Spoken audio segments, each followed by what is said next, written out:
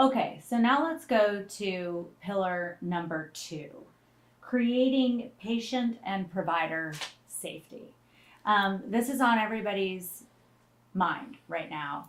And how to do it isn't necessarily that arbitrary because there are guidelines in place for how each practice, whether you're a large hospital system or a small solo practice, should be delivering care post quarantine.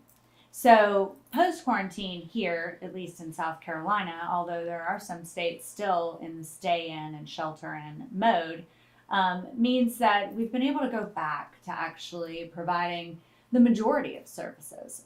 Some people have decided to wait until June to do so, some people have gone ahead and implemented.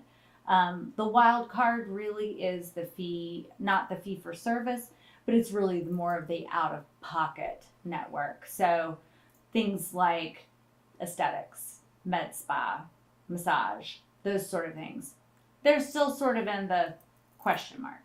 So, what we really need to do is establish trust. And establishing trust between yourself and your patients goes back to that communication pillar that we talked a lot about. A lot of communication, a lot of the time, on a lot of different platforms. Um, Interestingly enough, I find that a lot of practices right now are struggling to create the same trust in their staff.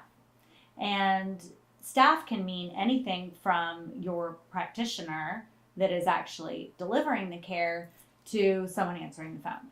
So, across the board, creating an area that satisfies the need for your staff and providers feeling of safety.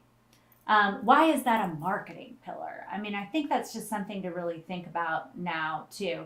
Is I like to really talk to people about how are you going to be a brand boss in a pandemic, um, and being a brand boss in a pandemic really means taking care of your people.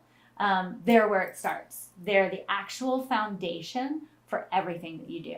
So if you're all fixed internally, it actually shows externally.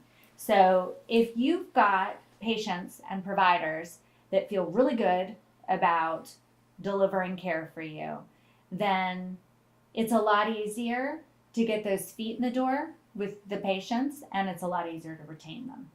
And sometimes we forget about retention. So don't forget about retention because it's important, and that's what creates word of mouth.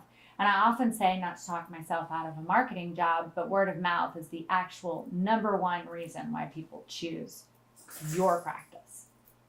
Okay, so a little bit about what to do for safety. I'm really not going to go there because you can read the guidelines, put them in place, just make sure you're communicating them.